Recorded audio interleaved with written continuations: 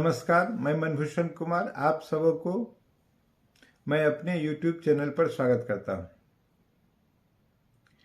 कल जो दृश्य संसद में देखने को मिला और जिस प्रकार दो बच्चे संसद भवन में जो नया संसद बना है उसके अहाते में दर्शक दीर्घा से कूद गए, यह एक अद्भुत बात है और इसकी कतई प्रशंसा नहीं की जा सकती है कि उन बच्चों ने जो कृत्य किया वह बिल्कुल गलत है और इस दुस्साहस के लिए उन्हें न्यायसम्मत सजा निश्चित रूप से मिलनी चाहिए। लेकिन जिस प्रकार संसद परिषद में हमारे संविधान के निर्माता, संविधान के संरक्षक, संविधान के विश्लेषक और संविधान पर वाद विवाद करने वाले सांसद जिस प्रकार से दो व्यक्ति पर टूट पड़े और सबों ने अपना हाथ साफ किया, जो कि टीवी पर सीधा प्रसारण हो रहा था, सबों ने देखा, उसकी भी प्रशंसा इस सभ्य समाज में नहीं होनी चाहिए। संसद का यह दायित्व था हर एक व्यक्ति कानून को अपने हाथ में नहीं ले, कानून को कानून के रूप से काम करने दे, कानून अपना काम करे।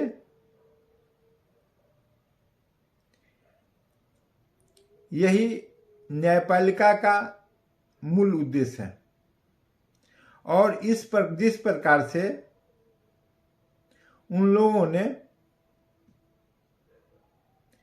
दो निहत्थे व्यक्ति पर हाथ साफ किया, वो कभी उचित उसको नहीं ठहराया जा सकता। खैर, आज अंतिम रूप से सभी लोग पकड़ा गए। 6 आदमी की गिरफ्तारी अभी तक हो चुकी है, जिसमें 5 लोगों को न्यायालय ने रिमांड दे दिया है पूछताछ के लिए 1 सप्ताह का। पुलिस का काम है कि पूछताछ करे, उन पर गंभीर धाराओं में मुकदमे दर्ज कर दिए गए हैं यूपीए के तहत।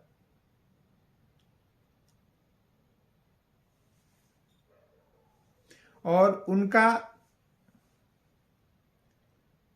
उस हिसाब से जांच भी चलेगा, अन्वेषण भी होगा और जिस कानून के तहत उन पर धारा लगाए गए हैं, अभी जमानत की कोई प्रश्न नहीं उठ रहा है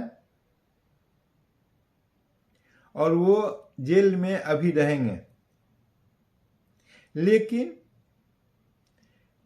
न्यायपालिका और खासकर जांच एजेंसी का भी इसमें यह दायित्व है और सांसदों का भी यह दायित्व है कि सहयोग करें। जो जिस कदर उन्होंने देखा किस तरह से वो भीतर कूद के आ गए 2 व्यक्ति और 2 व्यक्ति किस प्रकार से धुआं धुआं कर दिया और उनके बयान पर 2 और व्यक्ति की गिरफ्तारी हुई है। इस सब का एक निष्पक्ष, पारदर्शी और स्वच्छ जांच होना चाहिए, जिसमें कोई फंसे नहीं और दोषी बचे नहीं, निर्दोष फंसे नहीं और दोषी बचे नहीं। बिल्कुल वैज्ञानिक ढंग से इसकी जांच होनी चाहिए। यह हमारा स्वतंत्र देश है और उन्होंने जिस प्रकार से कृत्य किया, वो अपने को कहते हैं कि हम भगत सिंह के पद चिन्हों पर चले हैं, क्योंकि भगत सिंह भी संसद को जगाने का काम किया था। वह उनका सोच हो सकता है, लेकिन सभ्य समाज में इस प्रकार का सोच न कभी था न कभी रहेगा। सभ्य समाज इस प्रकार के सोच का कभी समर्थन नहीं कर सकता है।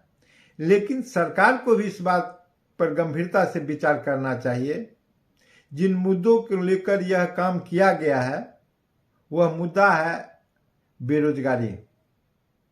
और प्रधानमंत्री ने 2014 के चुनाव के पहले अभिभाषण में कहा था कि 2 करोड़ लोगों को रोजगारी हम प्रत्येक वर्ष देंगे।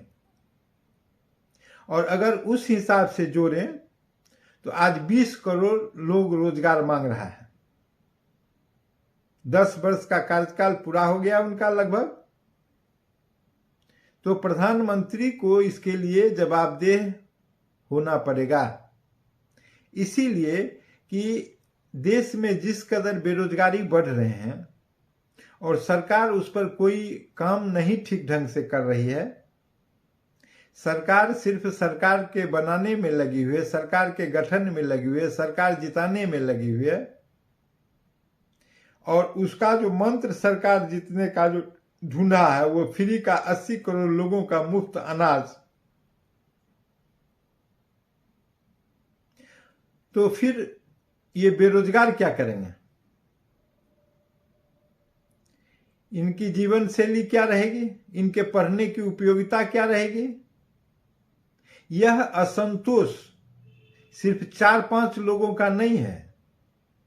यह असंतोष वास्तव में राष्ट्रव्यापी असंतोष है।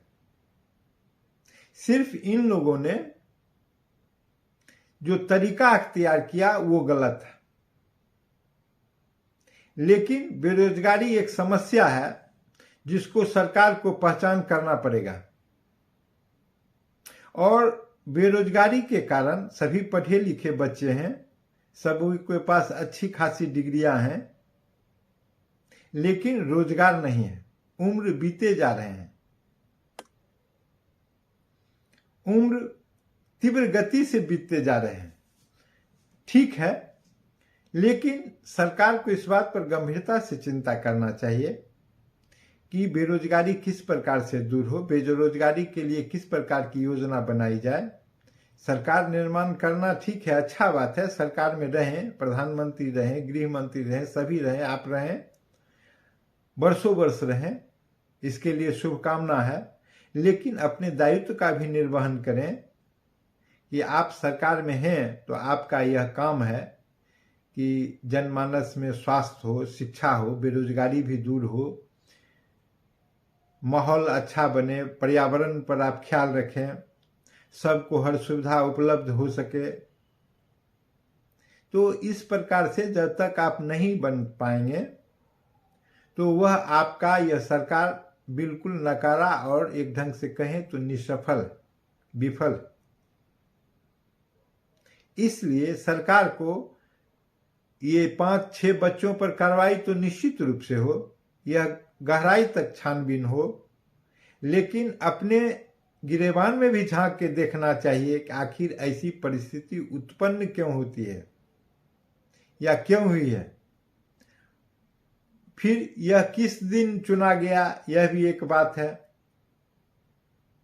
इस प्रकार से सरकार को रोजगार उन्मुखी होना चाहिए, रोजगार का सृजन करना चाहिए, रोजगार की गारंटी देनी चाहिए। मोदी की गारंटी रोजगार की गारंटी होनी चाहिए।